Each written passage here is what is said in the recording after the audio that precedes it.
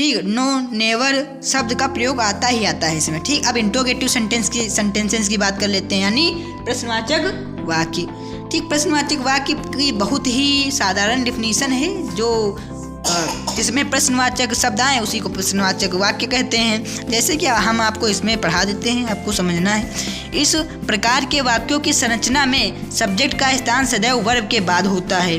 वाक्यों के अंत में क्वेश्चन मार्क प्रश्नवाचक चिन्ह लगाया जाता है। ऐसे वाक्य कोई जानकारी प्राप्त करने के लिए प्रयोग किए जाते हैं। प्रश्नवाचक शब्द देखिए, जो हमारा प्रश्नवाचक इंटेरोगेटिव सेंटेंस, इसमें भाई यार ये क्वेश्चन मार्क अवश्य लगा होगा। अगर ये प्रश्नवाचक वाक्य है, आपको पहचानना है कि प्रश्नवाचक वाक्य है या नहीं है, तो आप अगर उसमें क्वेश्चन मार्क लगा है तो आप उसको पहचान लीजिए कि हमारा बेटा क्या है, प्रश्नवाचक वाक्य है, ठीक। अब आगे देखते हैं प्रश्नवाचक वाक्य है। अब प्रश्नवाचक शब्द देखते हैं, इंट्रोगेटिव वर्ड देख लेते हैं, जैसे कि व्हाट क्या, विच कौन सी, वेयर कहाँ, हाउ कैसे, वाई क्यों।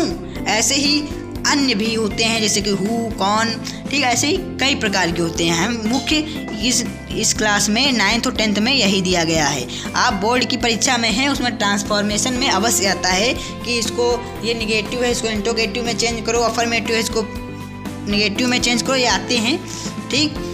ये आपके 12th में भी आते हैं, 11th में भी आते हैं, ये बहुत ही महत्वपूर्ण है, ठीक। क्रिया से पहले रखे जाते हैं कुछ इंटरोगेटिव सेंटेंस उदाहरण के रूप में है। कुछ क्रिया के पहले ही से ही स्टार्ट हो जाते हैं, उसको यस या नो टाइप इंटरोगेशन वर्ड कहते हैं, ठीक। कुछ हमारे इंटरोगेटिव वर्ड जो हैं हमारे हेल्पिंग वर्ब से शुरू होते हैं, ठीक। उसको हम यस या नो टाइप इंटरोगेशन वर्ड कहते हैं या सिंगल इंटरोगेटिव कहते हैं, ठीक। और डबल इंटरोगेटिव वो होते हैं जो क्वेश्चन वर्ड से शुरू होते हैं, what which where how why, इससे शुरू होते हैं, वो हमारे क्वेश्चन वर्ड इंटरोगेटिव होते हैं, ठीक। अभी हम सिंगल इंटरोगेटिव पढ़ रहे हैं, जिसमें हेल्पिंग वर्ब से शुरुआत होती है, जैसे is he N honest man, क्या वह एक ईमानदार आदमी है।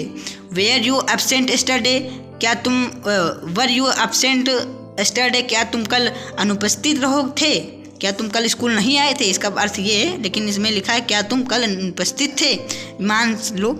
हैज़ सी अ वॉच, क्या उसके पास एक घड़ी है। ये क्वेश्चन वर्ड है, ये देखिए आप लोग हेल्पिंग वर्ब से शुरू हो रहे हैं, हैज़, इज, वर, ठीक। ये सब हमारे क्या हैं, हेल्पिंग वर्ब हैं। आइए इंपरेटिव सेंटेंसेस की बात कर लेते हैं, जिसको आदेश सूचक वाक्य भी कहा जाता है। इन वाक्यों की संरचना में या तो सब्जेक्ट को संबोधित करके उसे प्रायः वाक्य के प्रारंभ में या अंत में प्रयोग करते हैं, अथवा वाक्य में उसका लोप रहता है, क्योंकि संबोधित व्यक्ति की उपस्थिति में ही इस प्रकार के वाक्य प्रयोग किए जाते हैं। वक्ता के श्रोता के साथ संबंधों के अनुसार तथा वक्ता के दृष्टिकोण के अनुसार प्लीज़, काइंडली आदि शब्द भी प्रयोग किए जाते हैं।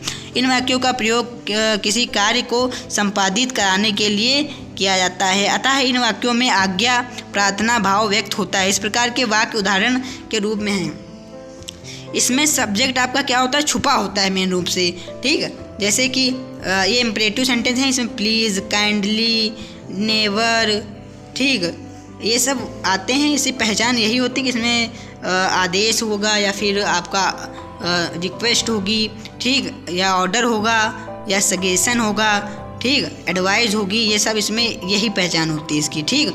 और इसमें उसके अनुसार, उसकी आवश्यकता के अनुसार प्लीज़, काइंडली लगाया जाता है। जैसे कि प्लीज़ सिट डाउन, कृपया बैठ जाइए, लड़कों से कहा गया है प्लीज़ सिट डाउन। इसमें कौन है, बॉयज़ जो हैं इसमें छुपे हुए हैं, बॉयज़ या गर्ल्स दोनों लोग इसमें छुपे हुए हैं, ठीक।